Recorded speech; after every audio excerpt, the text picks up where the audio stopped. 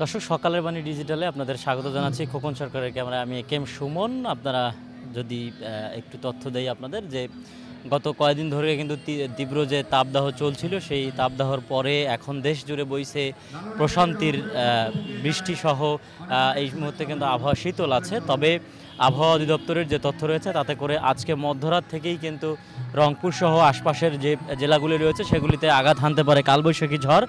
এই মুহূর্তে কিন্তু তার প্রভাব পড়তে শুরু করেছে। যদি একটু আপনাদের দেখানোর চেষ্টা করি যে গাছের পাতাগুলিতে কিন্তু এই মুহূর্তে বাতাসের দোল যে সেটি কিন্তু বইতে শুরু করেছে, যার ফলে মানুষের শরীরে কিন্তু গায়ে হিমেল যে হাওয়া সেটিও কিন্তু লাগতে শুরু করেছে। এর ফলেই বোঝা যাচ্ছে যে রাতেই হয়তো বড় ধরনের কালবৈশাখী ঝড় আঘাত হানতে পারে, এমনটি কিন্তু বলা হয়েছে। রংপুর আবহাওয়া অফিসের যে ইনচার্জ রয়েছেন মোস্তাফিজুর রহমান, তিনি জানিয়েছেন যে মধ্যরাত থেকেই বৃষ্টিপাতের যে বিষয়টি সেটি কিন্তু শুরু হওয়ার সম্ভাবনা রয়েছে। এছাড়াও আঘাত হানতে পারে কালবৈশাখী ঝড়, এমনটি কিন্তু জানিয়েছেন তিনি। তবে এছাড়াও যদি আমি একটু আপনাদের জানাই যে দেশের পশ্চিমাঞ্চল সহ ২৭ জেলায় কালবৈশাখী সহ বজ্রসহ শিলাবৃষ্টি হওয়ার সম্ভাবনার কথাও কিন্তু জানিয়েছে বেসরকারি আবহাওয়া সংস্থা Bangladesh weather observation team BWOT। এই সংগঠনটিও কিন্তু জানিয়েছেন তারা। তবে এই যে তথ্যটি তারা আজকে কিন্তু দুপুরের পর থেকে রাতের মধ্যেই এই ২৭ জেলার ওপর দিয়ে ঘন্টায় ৬০ থেকে ৯০ কিলোমিটার গতিবেগের কালবৈশাখী ঝড়ের সঙ্গে বজ্রসহ শিলাবৃষ্টি হতে পারে বলে জানিয়েছে সংস্থাটি। এই বাংলাদেশ ওয়েদার অবজারভেশন টিমের যিনি প্রধান রয়েছেন খালিদ হোসেন, এই তথ্য তিনি জানিয়েছেন।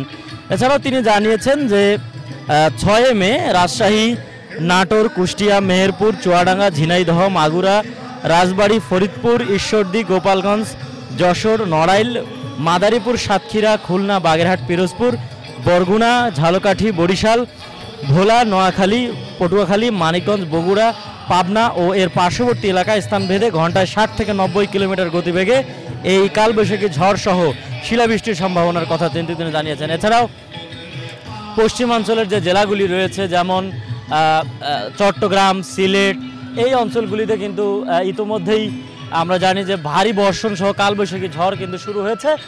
এই মুহূর্তে কিন্তু গাছের পাতায় যদি একটু আপনাদের দেখানোর চেষ্টা করি যে বাতাসের যে তোড় সেটি কিন্তু শুরু হয়েছে। এবং এছাড়াও যদি আপনাদের একটু আমি তথ্য দিয়ে রাখি যে এই কালবৈশাখী ঝড় যদি শুরু হয় তাহলে কিন্তু উত্তরের যে বেশ কিছু ফসল রয়েছে, যেমন এই মুহূর্তে কিন্তু ধানের যে জমিগুলি রয়েছে সেগুলিতে অনেক জমিতে ধান পেকে গেছে, বেশ কিছু জমিতে কিন্তু ধানের যে আবাদ সেটি কিন্তু একেবারে ওঠার উপক্রম হয়েছে। আবাদগুলির ক্ষতি হতে পারে বলে আশঙ্কা করছে আবহাওয়া বীজ সহ কৃষি অফিস। এবং এছাড়াও আমরা বেশ কয়েকজন কৃষকের সঙ্গে কথা বলেছি, তারা যেটি জানিয়েছেন যে কালবৈশাখী ঝড় যদি হয় তাহলে এই মুহূর্তে যেগুলি অপরিপক্ক ধান রয়েছে, অর্থাৎ পুরোপুরি যদি পেকে যায়নি, সেই ধানগুলির কিন্তু শিলাবৃষ্টি হলে মাথা ভেঙে যাওয়া সহ বড় ধরনের ক্ষতি হতে পারে, এমনটি কিন্তু তারা জানিয়েছে। তো সব মিলিয়ে যদি বলতে যাই যে উত্তরাঞ্চলের রংপুর সহ যে জেলাগুলি রয়েছে সেগুলিতে মধ্যরাত থেকেই কিন্তু